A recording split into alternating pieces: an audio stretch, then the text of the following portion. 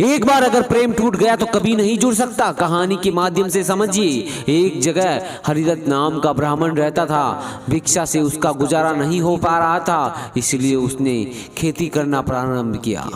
लेकिन उस ब्राह्मण ने कभी खेती की ही नहीं थी, इसलिए उसकी फसल किसी न किसी कारणवश हर बार खराब हो जाया करती थी। एक दिन वह खेत में नीम के पेड़ के नीचे छाया में आराम कर रहा था। तभी उसे सामने बिल में फन फैलाए एक नाग दिखाई दिया।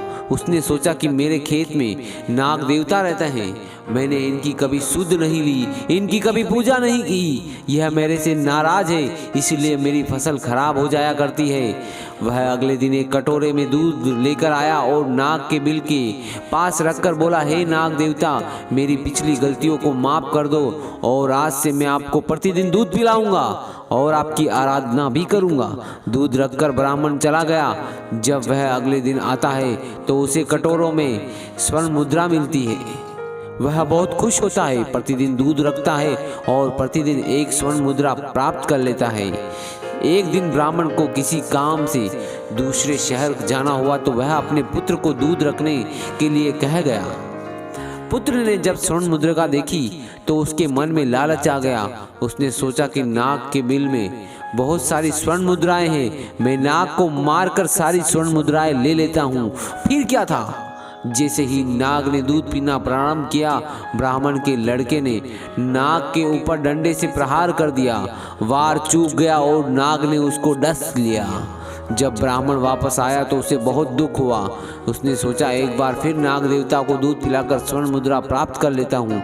जैसे ही वह नाग देवता के पास गया और कहने लगा कि हे नाग देवता, मेरे पुत्र की अज्ञानता को माफ कर दे, मैं आपको प्रतिदिन दूध पिलाने आऊँगा और आपकी आराधना करूँगा। इतना सुनते ही नाग कहने लगा, हे ब्राह्मण, अब तुझ में लालच बस आया है। ना तो मैं तेरे बेटे द्वारा किया गया डंडे का प्रहार भूल सकता हूँ और ना ही तू अपने बेटे की मृत्यु के गम को, इसलिए अब हम दोनों का अलग रहना ही उचित है। कब किसके मन में बदले की भावना उत्पन्न हो जाए और एक दूसरे के विनाश का कारण बने, इससे पहले ही अलग हो जाना चाहिए। एक बार अगर प्रीति टूट जाए तो वह फिर नहीं जुड़ सकती। ब्राह्मण, आज के बाद यहाँ आने की जरूरत नहीं है। नाग अपने फन में एक मोटा सा हीरा लिए बिल में वापस चला गया। और आपको यह कहानी कैसी लगी कमेंट में बताएं। अगर अच्छी लगी तो एक शेयर जरूर कर दे। धन्यवाद।